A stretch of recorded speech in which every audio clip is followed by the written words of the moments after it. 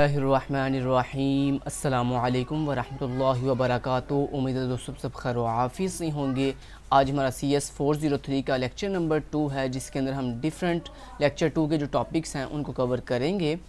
जैसे कि मैं पहले भी बता चुका हूँ कि जो भी लेक्चर कवर करूँ उससे पहले आप नोटबुक और पेंसिल लेके बैठ जाया करें और लेक्चर के अंदर जो इंपॉर्टेंट पॉइंट हाईलाइट करूं, जो इंपॉर्टेंट डेफिनेशन बताऊं, जो इंपॉर्टेंट पॉइंट्स बताऊं, उनको लिख लिया करें ताकि पेपर जब करीब आए तो आप इजीली उन बनाए हुए अपने नोट्स को एक दफ़ा गो थ्रू करके बहुत अच्छे तरीके से वेल डिफाइन तरीके से पेपर की प्रिपरेशन कर सकूं।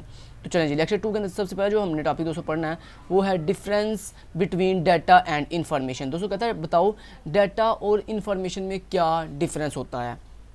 सबसे पहले दोस्तों यहाँ पे लिखा हुआ है data is a collection of raw facts and figures is called data. तो आप ये डेफिनेशन लिख सकते हो जैसे मैंने आपको बताई है कि डाटा क्या होता है। डाटा कुछ रॉ फैक्ट्स एंड फिगर्स होती हैं। Raw facts and figures is called data, is called data. तो ये होता है डाटा कि आपकी वो रॉ फैक्ट्स एंड फिगर्स जो आप कलेक्ट करते हो डिफरेंट पॉइंट ऑफ व्यू से, उसको हम डाटा कहते हैं। लेकिन दोस्तों एक बात याद रखिएगा, रॉ फैक्ट्स एंड फिगर्स जो हैं ये आपकी मीनिंगलेस होती हैं। मीनिंगलेस समझ दो ना, किसे कहते हैं मीनिंगलेस? वो चीज़ होती है जिसका कोई मीनिंग नहीं बन रहा होता। लेकिन एक बात याद रखिएगा, जो डाटा होता है ये मीनिंगलेस तो होता है लेकिन यूज़लेस नहीं होता, क्योंकि जो चीज़ यूज़लेस होती है उसे आप यूज़ ही नहीं करते, उसे तो आप डिलीट कर देते हो, उसे तो आप जो है वो डस्टबिन में डाल देते हो जो चीज़ यूज़लेस होती है। तो इसलिए बड़े से लोग आपको ये कह रहे होते हैं कि जो डाटा होता है ये मीनिंगलेस भी होता है और यूज़लेस भी होता है। हालांकि ऐसा नहीं है दोस्तों, जो डाटा होता है ये मीनिंगलेस होता है, ये मीनिंगलेस होता है। यानी आप ये कह सकते हो कि डाटा इज़ मीनिंगलेस, बट ये यूज़लेस नहीं होता, यूज़लेस नहीं होता। ठीक है, यानी ऐसा नहीं है कि यूज़लेस भी है। तो यानी ये मीनिंगलेस होता है, ये बात बिल्कुल ठीक है, लेकिन यूज़लेस नहीं होता। डाटा जो है इसे यूज़ किया जाता है कब? जब हमने इंफॉर्मेशन बनानी हो। ठीक है, तो ये बात आपने बड़ी इंपॉर्टेंट बात मैंने की है यहाँ पे कि डाटा मीनिंगलेस तो होता है लेकिन यूज़लेस नहीं होता। अब इसकी एग्जांपल देखते हैं। मान लो डाटा की एग्जांपल क्या हो सकती है। जैसे फ़र्ज़ करो दोस्तों आप 10 is a data, Ali data, Lahore data. ऐसे ही फ़र्ज़ करें आप कहते हो जी इस्लामाबाद,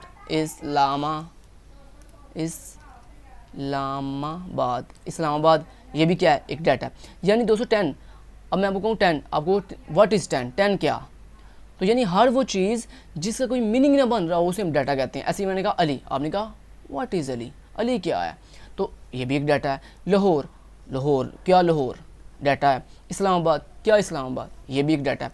लेकिन अगर मैं आपको ये कहूँ कि अब ये इन्फॉर्मेशन क्या होती है, अब ये तो हो गया डाटा। डाटा की मैंने आपको डेफिनेशन भी करवा दिया कि रॉ फैक्ट्स एंड फिगर्स जिनका कोई मीनिंग नहीं बन रहा होता, यानी जो मीनिंगलेस होती हैं चीज़ें, उनको हम डाटा कहते हैं। लेकिन डाटा में एक चीज़ बड़ी इंपॉर्टेंट है, वो क्या बोला कि ये यूज़लेस नहीं होता भाई, ये यूज़फुल होता है। डाटा को हम यूज़ करते हैं, ये यूज़लेस ये नहीं हो सकता कि डाटा यूज़लेस है, मतलब ये बेकार है, इसको आप डिलीट कर दो, इसको आप ख़त्म कर दो। नहीं, ऐसा नहीं होता है। डाटा यूज़फुल होता है, इसे हम यूज़ करते हैं।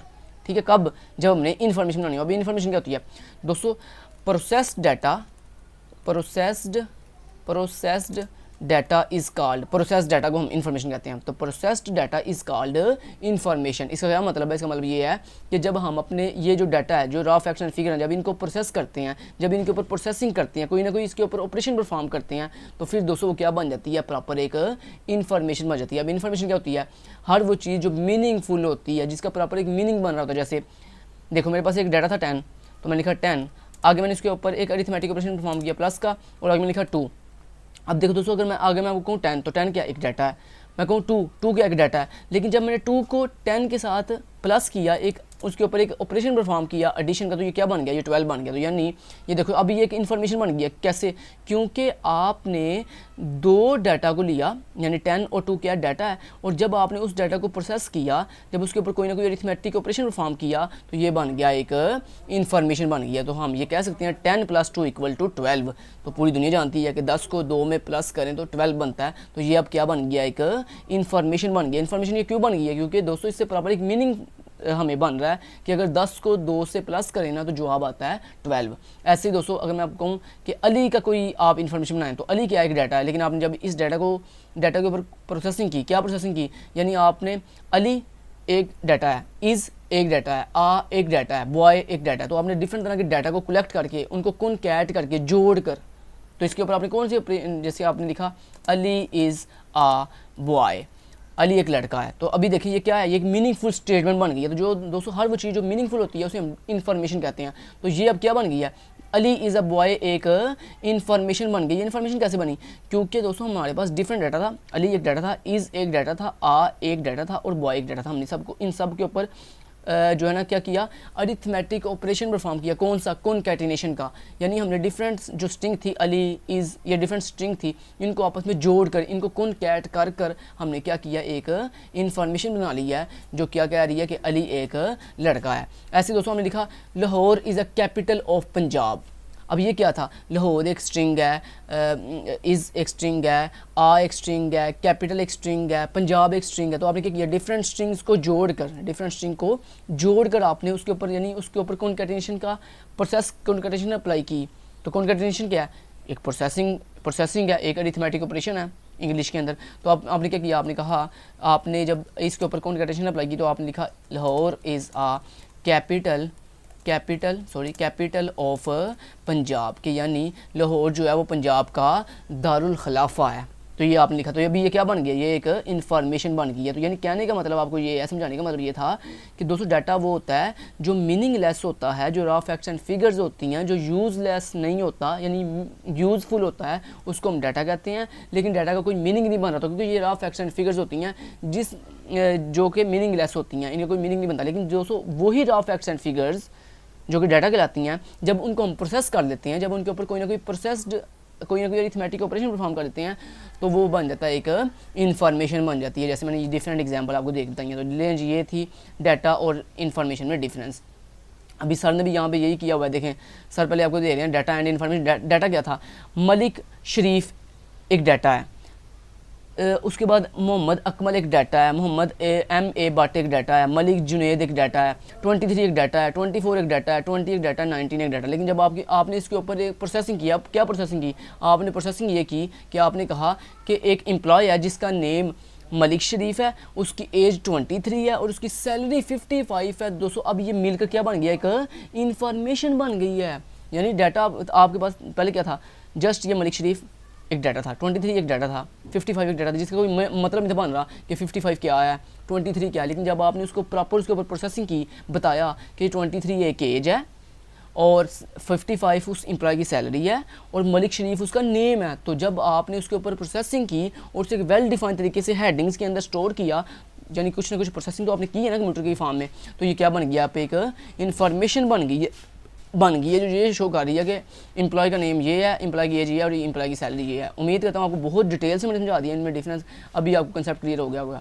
नेक्स्ट दोस्तों का पॉइंट है जी डेटाबेस एप्लीकेशन। दोस्तों डेटाबेस एप्लीकेशन क्या होती हैं, वो एप्लीकेशन जो डेटाबेस के अंदर हमारा डाटा जो है रखने के लिए और डेटाबेस से डाटा रिसीव करने के लिए यूज़ की जाती हैं, उनको हम डेटाबेस एप्लीकेशंस कहते हैं। ठीक है जी, जैसे यहाँ पे सामने लिखा हुआ है, आप डेफिनेटली यहाँ से कर सकते हो। Database application is a program और ग्रुप ऑफ प्रोग्राम, यानी डेटाबेस एप्लीकेशन एक ऐसा प्रोग्राम होता है या ग्रुप ऑफ प्रोग्राम्स होते हैं which is used for performing certain operations on data stored in database. कहता है जब हम अपना जो डाटा है जब उसे डाटाबेस में स्टोर करना हो, तो कहता है उसे डाटाबेस में स्टोर करने के लिए जो हम एक सिंगल प्रोग्राम या सेट ऑफ या ग्रुप ऑफ प्रोग्राम जो यूज़ करते हैं उनको हम डेटाबेस एप्लीकेशंस कहते हैं।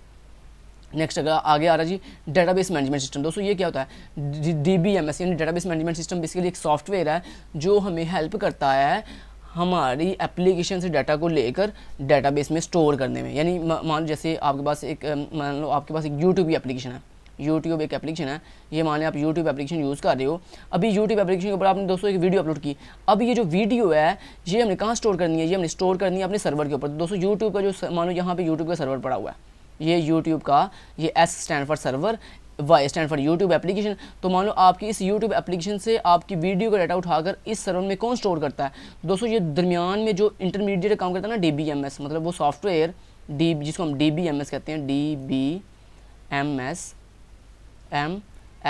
तो दोस्तों ये एक दरमियान में हम सॉफ्टवेयर यूज़ करते हैं, एक एप्लीकेशन यूज़ करते हैं जो क्या करता है हमारी इस एप्लीकेशन डाटा को उठाकर इस सर्वर पे स्टोर करता है और देन नीड पर हमारी नीड के अकॉर्डिंग इस सर्वर से डाटा को उठाकर हमारी एप्लीकेशन लेके कौन आता है, DBMS। तो ये basically DBMS database management system एक सॉफ्टवेयर है जो क्या करता है, हमारा डाटा हमारी एप्लीकेशन से लेकर जाकर सर्वर पे स्टोर करता है और सर्वर से लाकर हमें एप्लीकेशन पे दिखाता है। तो ये जो दरमियान में आप सॉफ्टवेयर यूज़ कर रहे हो इंटरमीडिएट, इसको हम कहते हैं DBMS यानी डेटाबेस मैनेजमेंट सिस्टम। यहाँ पे लिखा भी हुआ था database management system is software और collection of small program to perform certain operation on data and manage the data. यानी आपके डाटा के ऊपर डिफरेंट ऑपरेशन परफॉर्म करने और आपके डाटा को डाटाबेस में मैनेज करने के लिए जो हम सॉफ्टवेयर यूज़ करते हैं उसको हम डेटाबेस मैनेजमेंट सिस्टम कहते हैं। ठीक है जी। अभी यहाँ पे वो आगे सर 2 पॉइंट बता रहे हैं, कहते हैं management of data in database कि यानी DBMS जो होता है, ये जो सॉफ्टवेयर के 2 मेन काम है, management of data in database के डाटाबेस के अंदर अपने डाटा को मैनेजमेंट करना और management of user associated with database यानी वो यूज़र जो डाटाबेस के साथ लिंक कर रहे हैं। जैसे मैंने यहाँ पे भी बताया कि वो यूज़र जो यूट्यूब की एप्लीकेशन यूज़ कर रहे हैं, जो लिंक कर रहे हैं इस डाटाबेस के साथ, उनको भी मैनेज करना किसकी जिम्मेदारी होती है, DBMS यानी डेटाबेस मैनेजमेंट सिस्टम की। चलें ये भी हो गया। नेक्स्ट पॉइंट पे चलते हैं। नेक्स्ट क्वेश्चन है जी further advantages of database system. तो मैंने प्रीवियस लेक्चर 1 के अंदर भी आपको एडवांटेजेस बताए थे डेटाबेस के, दोबारा फिर रिपीट करते हैं। तो यहाँ पे कहता है कुछ एक्स्ट्रा मैंने इन्फॉर्मेशन एडवांटेज लिखे हुए हैं, तो आपने क्या करना है, बस ये पॉइंट दोस्तों जो बताने जा रहा हूँ, बस ये पॉइंट आपने याद कर लेने हैं। उसके बाद जो इनकी वजाहत है वो मैं उर्दू में बताऊँगा, आप उन्हें पेपर में अपनी वर्डिंग में लिख सकते हैं। दोस्तों ये कोई ज़रूरी नहीं है कि आप यहाँ पर जो वर्डिंग लिखी हुई है इसी को रटा लगाएं। दोस्तों मेन चीज़ ये होती है कि बस आपको कंसेप्ट क्लियर हो, मतलब ये जो पॉइंट लिखा हुआ है इसका पता हो ये पॉइंट का क्या मतलब है। अभी देखें पहला पॉइंट है जी, पहला एडवांटेज क्या है, कहता है डाटा कंसिस्टेंसी। कंसिस्टेंसी का मतलब क्या होता है, यानी अगर एक टाइम में मल्टीपल यूज़र डाटाबेस को एक्सेस कर रहे हैं तो हर यूज़र के अकॉर्डिंग, हर यूज़र की नीड के अकॉर्डिंग डाटाबेस क्या करे, उस बंदे को डाटा दिखाए, उस बंदे को डाटा शो करे। तो यानी जिस पर्सन की जो नीड है उसके अकॉर्डिंग उसको डाटा दिखाना, उसको आउटपुट दिखाना एक सेम टाइम में, इसको कहते हैं डाटा कंसिस्टेंसी। कि यानी हमारा एक सेम टाइम में मल्टीपल यूज़र डाटाबेस को एक्सेस कर रहे हैं और सब के सब मल्टीपल यूज़र की नीड को पूरा किया जा रहा है एक ही डाटाबेस के थ्रू, तो इसको कहते हैं डाटा कंसिस्टेंसी। डाटा बड़ा अच्छे तरीके से मैनेज हो रहा है। Next better data security. जो आपकी डाटाबेस होती है ये डाटाबेस को बड़े अच्छे तरीके से उसकी सिक्योरिटी प्रोवाइड कर रही होती है। मानो जैसे आपने देखा होगा कि यूट्यूब के ऊपर जब तक आप लॉगिन नहीं करते तब तक आपका यूट्यूब चैनल ओपन नहीं होता है। ऐसे दोस्तों ये क्या है, ये इसमें सिक्योरिटी है। यानी जब तक आप सिक्योरिटी प्रोवाइड नहीं, जब तक आप लॉगिन नहीं करोगे, जब तक आप ईमेल और पासवर्ड नहीं दोगे, तब तक आपको डाटा, आपके यूट्यूब चैनल का जो डाटा है, जो इन्फॉर्मेशन है वो नज़र नहीं आएगी। तो बहुत अच्छी सिक्योरिटी प्रोवाइड करता है हमें डाटाबेस। उसके बाद faster development of new applications, यानी हमारी न्यू जो एप्लीकेशन होती हैं उनको जल्दी बनाने में हमारी डाटाबेस सिस्टम जो है वो क्या करते हैं, हेल्प करते हैं। नेक्स्ट इकोनॉमी ऑफ स्केल, यानी हमारी जो इकोनॉमी का स्केल है, यानी इकोनॉमी स्केल का मतलब होता है कि यानी अगर पैसे जो आप इन्वेस्ट करने हैं वो बहुत जो है आपके डिक्रीज़ हो जाते हैं जब आप डाटाबेस सिस्टम के साथ चीज़ों को क्रिएट करते हो एज़ कम्पेयर टू आप फाइल सिस्टम के अंदर मल्टीपल फाइल्स क्रिएट करो, ये सारा कुछ। तो इकोनॉमी ऑफ स्केल यानी आपकी जो इकोनॉमी का स्केल है, या इसके अगर दूसरे एंड से आप देखो तो अगर आप डाटाबेस सिस्टम के साथ एप्लीकेशन बनाते हो तो लोग चूँकि एक टाइम में मल्टीपल लोग यूज़ करेंगे, जो मल्टीपल लोग यूज़ करेंगे तो आपकी जो रेवेन्यू है वो बढ़ जाएगा। मतलब आपकी कंपनी को जब मल्टीपल लोग यूज़ करेंगे, वो मल्टीपल लोग आपको पैसे पे करेंगे पर मंथ, तो उससे आपका रेवेन्यू बढ़ जाएगा। ये भी इसका मतलब हो सकता है। Next better concurrency control. Concurrency control का मतलब दोस्तों क्या होता है, कंकरेंसी कंट्रोल का मतलब ये होता है कि एक टाइम में जो है कंकरेंसी के साथ डाटा जो है कंट्रोल किया जा रहा है। मतलब एक सेम टाइम पे आप जो है वो एडिट भी कर रहे हो, आप डाटा डिलीट भी कर रहे हो, सारा कुछ डिफरेंट परफॉर्म कर रहे हो, तो कंकरेंसी कंट्रोल बड़ी अच्छे तरीके से मैनेज हो रही है। उसके बाद better backup and recovery procedure, इसका मतलब ये है कि दोस्तों अगर खुदा न खासा कभी आपके डाटाबेस में कोई एरर आ जाता है या कोई जो है कुदरती आफात की वजह से, मतलब जैसे ज़लज़ला आ गया या इस तरह की कोई भी कुदरती आफात आती है, तो आप अपने डाटाबेस सिस्टम के अंदर बड़े अच्छे तरीके से अपने डाटा को बैकअप ले सकते हो उसका, या उसकी रिकवरी कर सकते हो। तो ये इसके डिफरेंट जो है एडवांटेज थे। नेक्स्ट सामने नीचे ये जो है इनकी डिटेल भी लिखी हुई है, जो मैंने अपनी वर्डिंग में आपको बता दी है। आप ऐसे करो, जो मैंने वर्डिंग यूज़ किया आप उन्हीं को अच्छे तरीके से कर लो तो आपका चीज़ें कवर हो जाएंगी। नेक्स्ट कॉस्ट इन्वॉल्व, कहता है दोस्तों डाटाबेस को बनाते हुए कौन कौन सी कॉस्ट जो है इन्वॉल्व होती है। सबसे पहले होती है हाई कास्ट। हाई कास्ट कब होती है दोस्तों, ये पहला स्टेप है जिसमें हाई कास्ट तब होती है जिसमें आप जब डाटाबेस को चूज़ करते हो, मतलब आपने डाटाबेस कौन सी बनानी है, उस डाटाबेस में कितना जो है डाटा स्टोर करना है, उसके लिए कौन सा सर्वर होगा, या एक सर्वर होगा कि मल्टीपल सर्वर होंगे। ठीक है, मतलब मल्टीपल सर्वर से मुराद ये नहीं सर्वर एक से ज़्यादा नहीं, मतलब कि ये कि आपने मल्टीपल कंप्यूटर को अटैच करके, मल्टीपल जो मेन फ्रेम कंप्यूटर है उनको अटैच करके सर्वर बनाना है, या एक ही मेन फ्रेम कंप्यूटर अटैच करके आपने सर्वर जो है क्रिएट करना है। तो इस तरह तो आपने बिल्डिंग कहाँ पे लेनी है, किस सिटी में लेनी है, तो ये सारी चीज़ें जो हैं वो हाई कास्ट के अंदर आती हैं। उसके बाद कन्वर्जन कास्ट। कन्वर्जन कास्ट क्या होती है दोस्तों, मान लो कि आपने एक दफ़ा डेटाबेस चूज़ कर ली कि मुझे जो है लार्ज लेवल की डेटाबेस बनानी है, लेकिन जब आपने काम करना शुरू किया तो आपको पता चला कि यार आपके इस ऑर्गेनाइजेशन के लिए तो हाई लेवल जो लार्ज डाटाबेस है उसका यूज़ नहीं होगा, बल्कि मीडियम डाटाबेस भी ये काम कर सकती है। तो फिर आपको क्या करना पड़ेगा, लार्ज डाटाबेस से मीडियम डाटाबेस से पे आपको कन्वर्ट करना पड़ेगा अपने अपने सिस्टम को। तो ये इसे हम कहते हैं कन्वर्जन कॉस्ट। यानी आप जारी बात है, अब आपने एक सिस्टम ऑलरेडी बना चुके हो, अब आपको बाद में पता चला कि ये सिस्टम तो यार ज़्यादा बड़ा बना लिया हमने, छोटा सिस्टम भी इसके लिए जो है वो यूज़ किया जा सकता था। तो अब आप क्या करोगे, अब आप कन्वर्ट करोगे पूरे सिस्टम को दूसरे सिस्टम के ऊपर, तो इसमें आपकी कन्वर्जन कास्ट आ जाती है। तीसरे नंबर पे डिफ़िकल्ट रिकवरी प्रोसीजर्स, यानी जब आपने डाटा को रिकवर करना है, खुदा न खासा जल्ज़ला आ जाता है, आपके सिस्टम में ख़राबी आ जाती है, या इस तरह कोई भी जो है वो ब्लेंडर बच जाता है, तो इसमें आप क्या करोगे, डाटा को रिकवर करोगे। तो डाटा को रिकवर करने के लिए सारी बात है, एक नया डाटा को रिकवरी तब भी करते हो ना जब आपके पास एक से ज़्यादा मतलब 2 सर्वर होते हैं, यानी एक सर्वर पर प्रॉब्लम आ गई तो अब आप क्या करोगे, दूसरे सर्वर से डाटा को रिकवर कर लेते हो।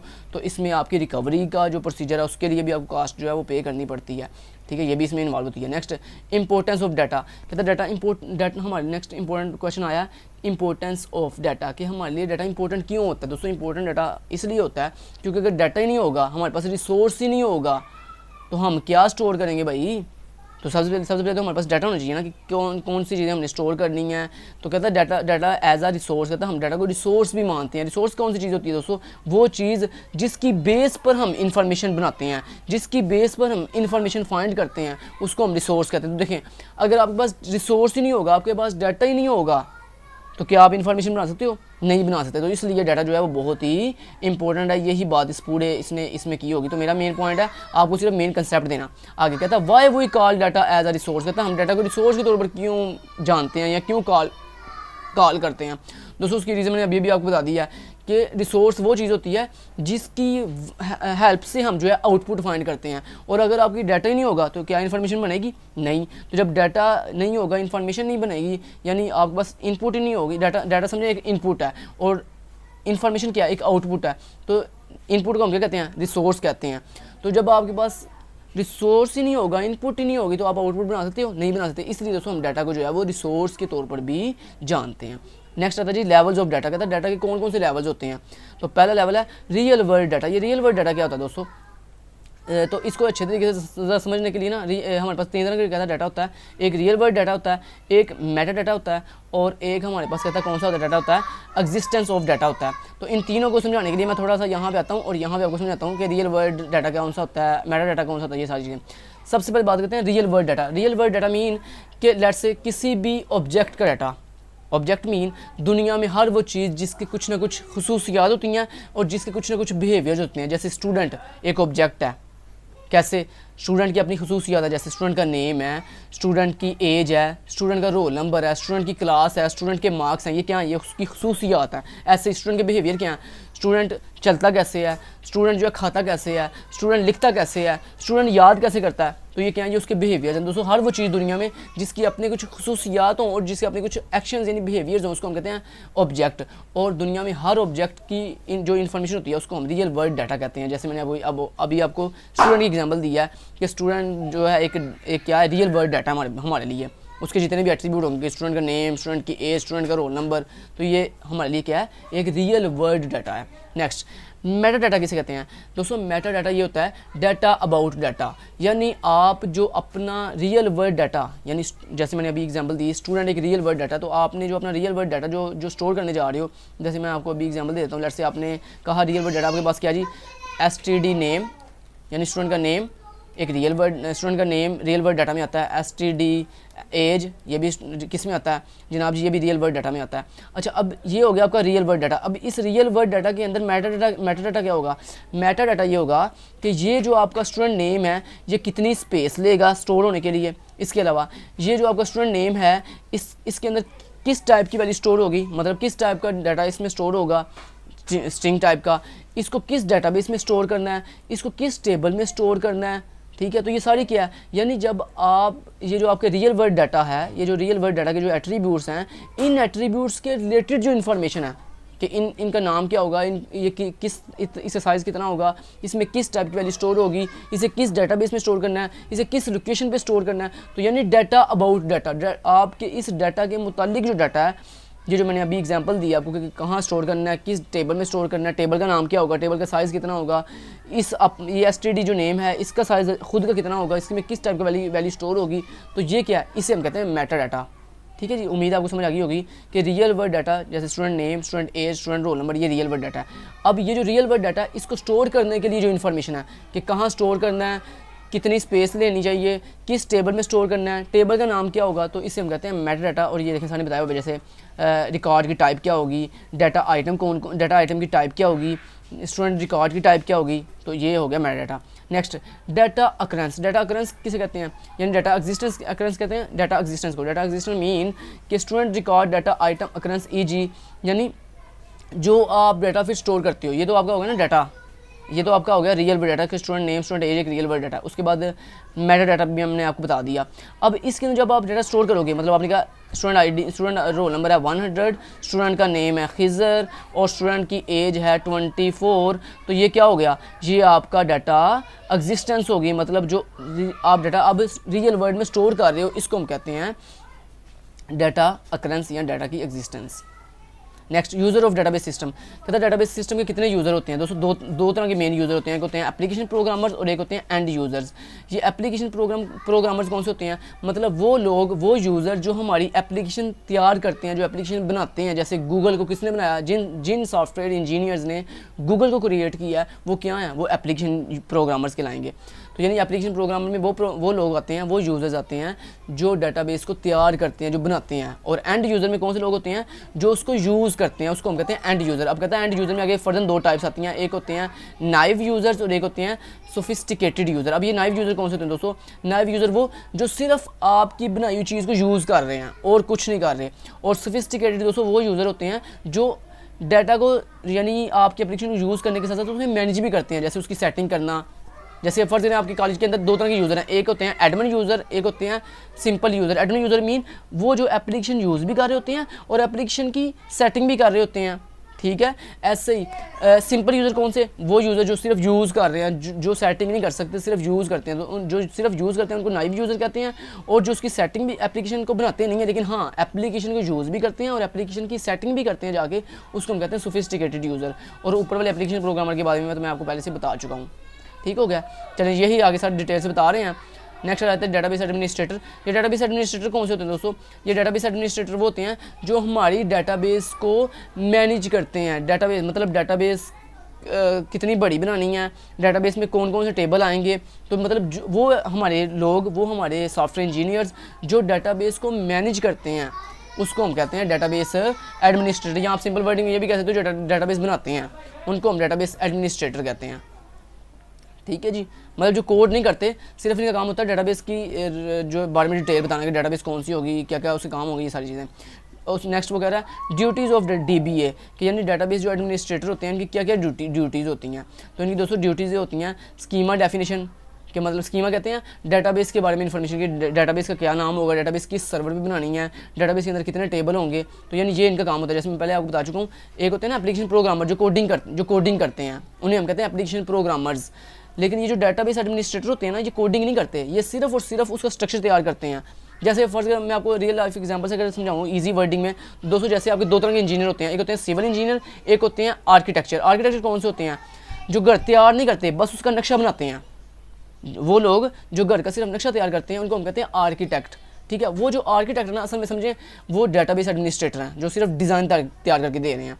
और जो आगे सिविल इंजीनियर जो घर को प्रॉपर उस डिज़ाइन को देखते हुए घर की इमारत खड़ी करते हैं, वो क्या कहलाए, वो यहाँ पे क्या कहलाएंगे, प्रोग्रामर्स। जो कोडिंग करके प्रॉपर उसकी इंप्लीमेंटेशन करते हैं उसको हम प्रोग्रामर्स कहते हैं। तो जो नक्शा तैयार करते हैं उनको डाटाबेस एडमिनिस्ट्रेटर कहते हैं, और जो कोडिंग करते हैं उनको हम डेवलपर्स कहते हैं या सॉफ्टवेयर इंजीनियर्स कहते हैं। तो यहाँ पर वही चीज़ बता रहा है कि स्कीमा डेफिनेशन यानी डाटाबेस एडमिनिस्ट्रेटर की पहली जिम्मेदारी होती है कि वो डाटाबेस का आर्किटेक्चर तैयार करते हैं, उसका डिज़ाइन तैयार करते हैं। उसके बाद ग्रांटिंग डाटा एक्सेस, वो ये बताते हैं कि ये डाटा किसको एक्सेस करना है, ये डाटा किसको देना है, ये डाटा किसको देना है। तो ये ग्रांट कहते हैं देने को। तो वो ये डाटाबेस एडमिनिस्ट्रेटर ये भी बताते हैं कि ये इन्फॉर्मेशन एडमिन को दिखानी है कि नहीं दिखानी, ये इन्फॉर्मेशन टीचर को दिखानी है कि नहीं दिखानी, ये इन्फॉर्मेशन स्टूडेंट को दिखानी है कि नहीं दिखानी, ये भी वो बताते हैं। उसके बाद रूटीन मेंटेनेंस, यानी जो डाटाबेस में रूटीन की मेंटेनेंस है कि मतलब कि डाटाबेस में छोटे मोटे जो एरर होते हैं, जैसे बैकअप लेना डाटाबेस का, मॉनिटरिंग डिस्क स्पेस के कितनी स्पेस बाकी फ्री स्पेस रह गई, कितनी स्पेस फ्री रह गई है, कितनी हम मज़ीद इसमें ऐड करने की ज़रूरत है, तो ये भी डेटाबेस एडमिनिस्ट्रेटर करते हैं।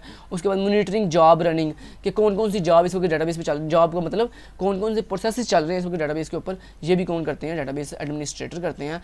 यानी ये कोडिंग नहीं करते, बाकी सारे जो मॉनिटरिंग होती है ये सारा ये मैनेज करते हैं डेटाबेस एडमिनिस्ट्रेटर।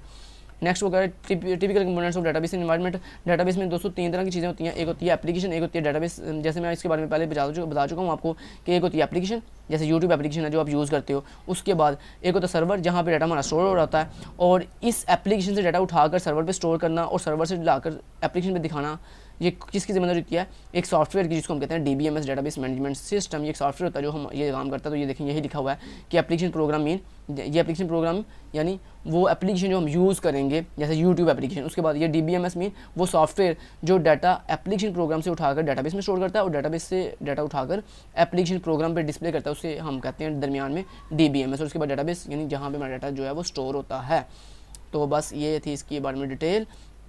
तो उम्मीद करता हूँ आपको यहाँ तक अच्छे तरीके से सारे पॉइंट्स की समझ आ गई होगी। Thank you so much, till then guys, take care, अल्लाह हाफिज़।